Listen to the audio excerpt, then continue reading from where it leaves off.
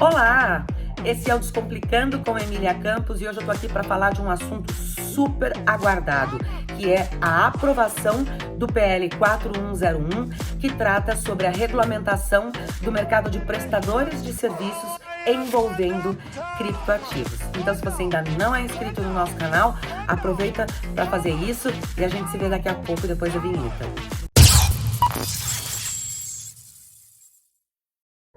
O processo de regulamentação do mercado de prestadores de serviços envolvendo criptoativos já dura aí 7 anos e começou em 2015 com o projeto do deputado Áureo. Mas o fato é que ele aguardou todo esse período para ser aprovado e, infelizmente, ele não foi, além dele não ser o melhor dos projetos, ele ainda foi aprovado com alguns vetos pela Câmara dos Deputados sobre o projeto que veio do Senado, que prejudicaram enormemente o projeto. E é sobre isso que a gente vai falar. Então, na minha concepção particular, a gente não tem nada para comemorar sobre a aprovação desse projeto.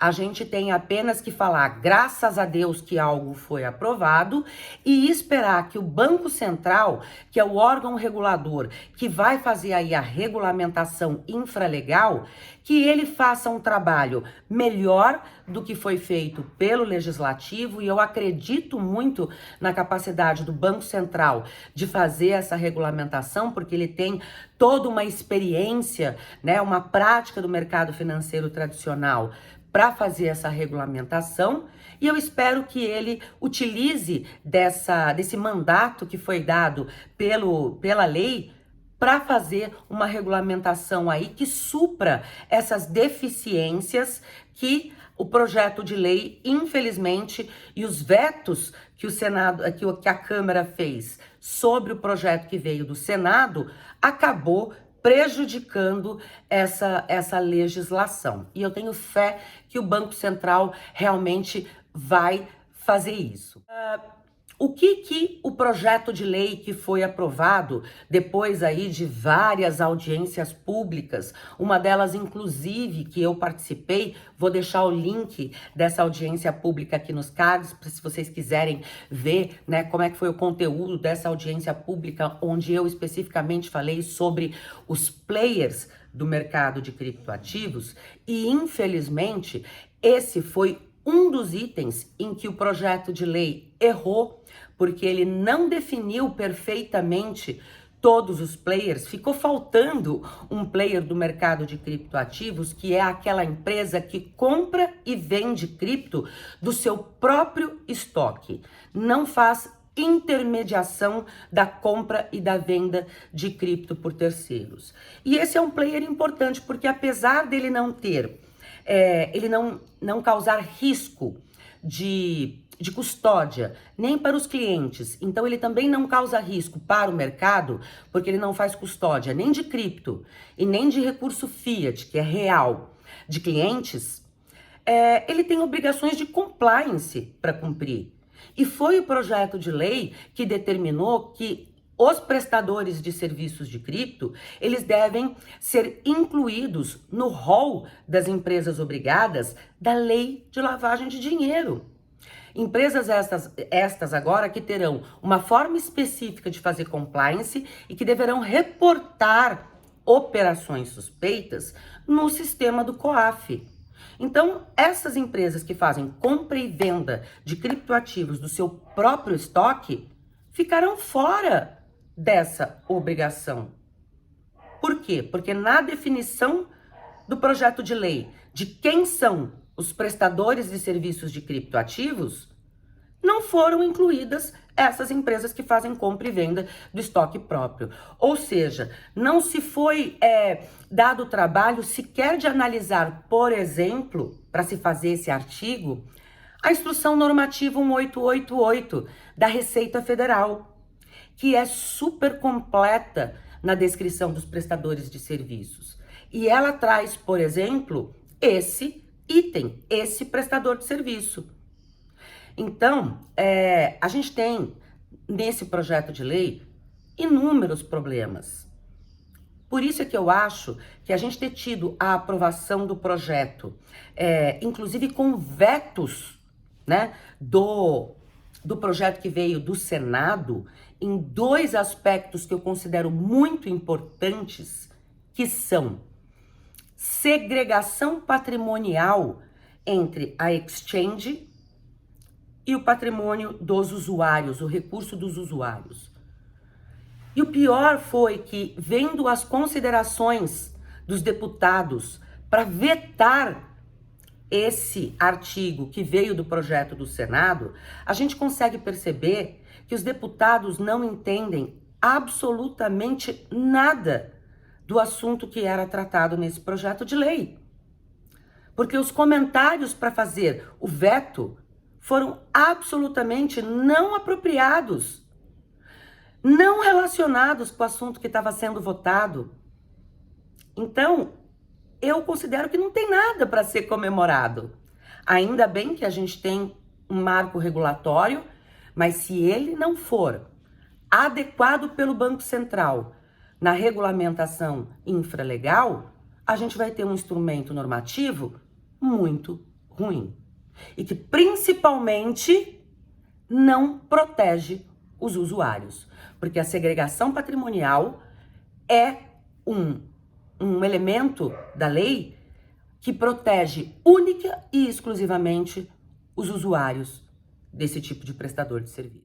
E um outro item muito importante que saiu do projeto de lei que veio do Senado, que foi cortado pela Câmara dos Deputados, foi o prazo de adequação das exchanges, dos prestadores de serviços que hoje estão funcionando já, a essa lei.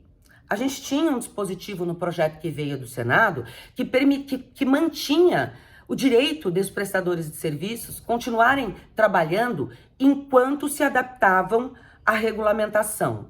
Isso foi suprimido, ou seja, cabe agora ao Banco Central dispor sobre esse período de adaptação à nova regulamentação. Isso não existe mais essa garantia que existia no projeto que veio da Câmara. Bom, o que a gente tem de resumo, então, do que foi aprovado? Os prestadores de serviços com criptoativos terão que obter uma licença prévia para operar, e os trâmites para obter essa licença serão regulamentados pelo Banco Central. E o Banco Central, como é que vai funcionar a entrada em vigor?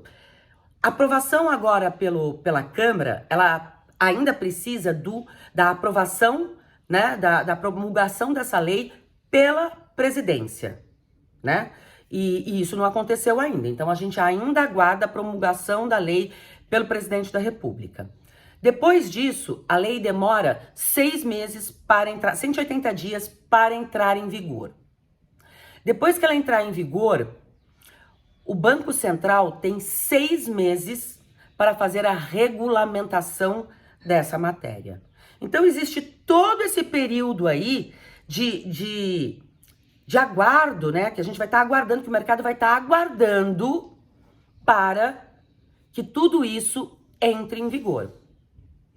Minha recomendação: as empresas precisam já começar a se adequar, fazer um cronograma de adequação. Por quê? Porque já tem muita coisa que está lá previsto no próprio PL. Questões relacionadas a riscos, a governança, tudo isso já pode começar a ser preparado. Não precisa ficar aguardando a regulamentação da CVM. Até porque a gente já sabe como o mercado financeiro tradicional opera nesse sentido.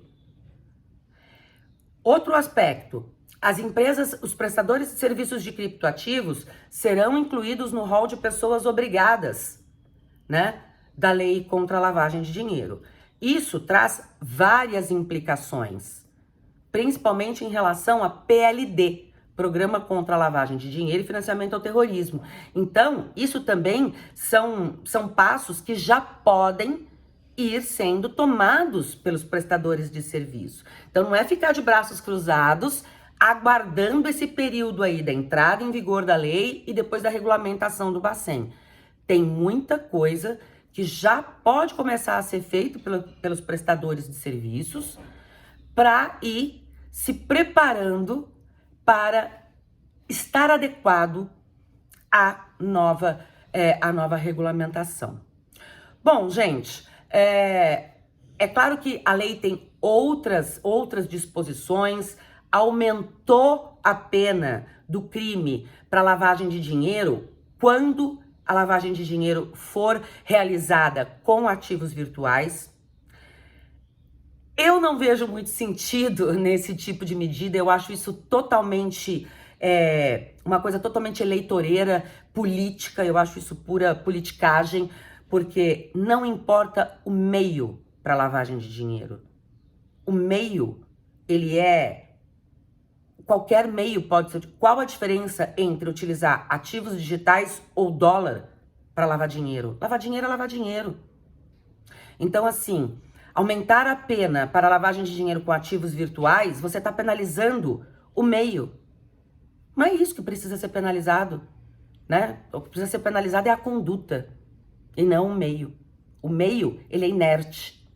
A conduta é que precisa ser penalizada. Então, esse tipo de medida é uma coisa extremamente eleitoreira, é pura politicagem. Mas existem outras questões relacionadas ao projeto que a gente vai falando aí ao longo dos dias em outros vídeos. Eu queria trazer para vocês aqui agora as coisas mais importantes. Quando entra em vigor 180 dias após a promulgação pelo presidente, e é isso que a gente está aguardando agora. Banco Central tem 6 meses para regulamentar. Foi vetada a questão da segregação patrimonial e não tem garantias de funcionamento das empresas durante o período de regulamentação. O Banco Central é que vai discutir, que vai decidir sobre essa questão. Bom, é isso, gente. A gente tem outros vídeos anteriores aqui falando sobre regulamentação, onde eu trago mais detalhes sobre o PL. Se você quiser saber mais um pouquinho, então retorna nesses vídeos que isso vai te ajudar. Deixa o seu like se você gostou desse conteúdo, compartilha e a gente se vê nos próximos vídeos, ok? Até mais!